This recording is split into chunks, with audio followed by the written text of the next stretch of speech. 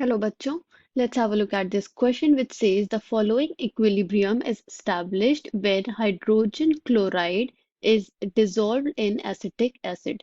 HCl plus CH3COOH gives chloride Cl negative plus CH3COOH2 with a positive sign. The set that characterizes the conjugate acid base pair is, तो options में हमें different acid base conjugate acid base pairs provided हैं। हमें find out करना है कि इस reaction के लिए correct conjugate acid base pair कौन सा है। So the key concept here is conjugate acid base pair। Okay, तो कॉन्जुगेट एसिड बेस पेयर्स कौन से होते हैं, हम एक रिएक्शन की हेल्प से इसे समझने की कोशिश करते हैं। तो लेट अस अज्यूम कि हमारे पास एक एसिड है HA which is reacting with a base B। Okay, तो एसिड की टेंडेंसी क्या होती है, to release a proton, right. तो acid will release a proton and it will convert into species A negative. वो प्रोटॉन एक्सेप्ट होगा by a base and it will get converted into Hb positive. Okay, तो जिस species ने proton को release किया है या डोनेट किया है that is an acid, and proton के रिलीज करने के बाद जो स्पीशी फॉर्म हुई है विच इज A नेगेटिव, तो ये क्या है, it is the conjugate base of acid Ha। Okay, similarly base वो स्पीशी है जो प्रोटॉन एक्सेप्ट करता है। तो this here is a base, and base में जब प्रोटॉन का एडिशन होता है तो रिजल्टिंग स्पीशी जो फॉर्म होती है that is the conjugate acid of that base.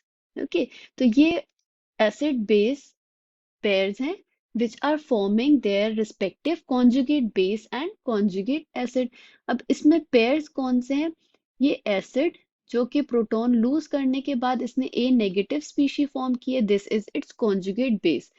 तो this is pair one, and ये बेस जिसने प्रोटॉन को एक्सेप्ट किया and it get converted into conjugate acid, this is pair 2।